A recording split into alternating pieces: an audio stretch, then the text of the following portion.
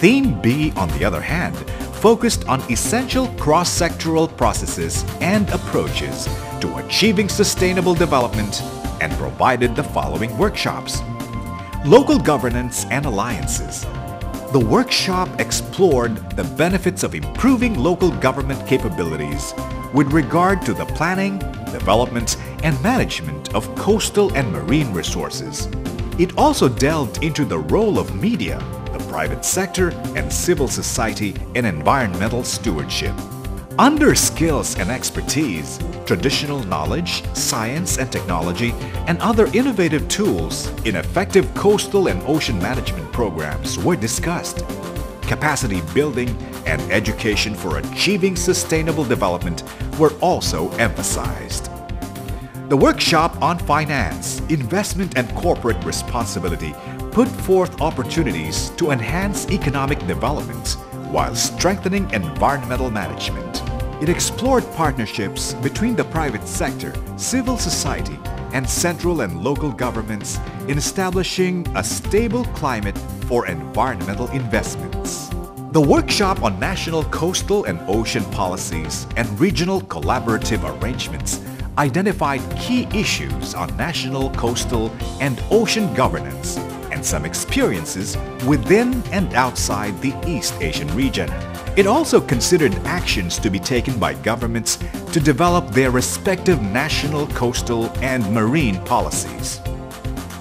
The conclusions and recommendations from these 8 workshops were synthesized during separate concluding plenary sessions for both themes, which were then further summarized and reported at the Ministerial Forum for the Sustainable Development of the Seas of East Asia. The Ministerial Forum was an unprecedented event where ministers and representatives of the 12 participating countries came together to pledge an enduring commitment to ensure the welfare of their shared seas. This significant partnership was further concretized through the signing of the Putrajaya Declaration of Regional Cooperation for the Sustainable Development of the Seas of East Asia. During this momentous gathering, ministers adopted a common framework of integrated and holistic actions and approaches for the seas of the region, known as the Sustainable Development Strategy for the Seas of East Asia, or SDS-SEA.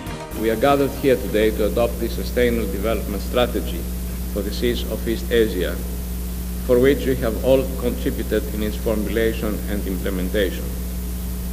IMO fully supports this strategy. It is an important event politically for the whole world, for regional cooperation. So if the countries here, where this has been a contentious issue for so many years, can develop a similar strategy, it just means that others can do as well. So that's where GF really needs to focus its attention then, is on these others that need to try to do the same thing that we've been supporting with PEMSEA. Adding relevance to the Congress were a series of concurrent side events, such as the 2nd Senior Government Officials Meeting, the 3rd Forum of the Regional Network of Local Governments Implementing Integrated Coastal Management, the Field Trip, the Media Forum on Partnerships in Environmental Communication, the meeting of experts to identify requirements for scientific support for the seas of East Asia, and the exhibit and poster session.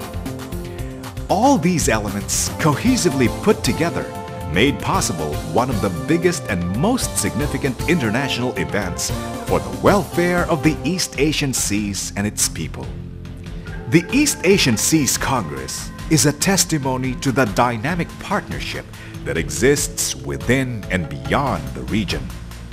A partnership that should be nurtured and developed into actions to save and enrich the natural bounty of the sea, and ultimately improve the quality of people's lives.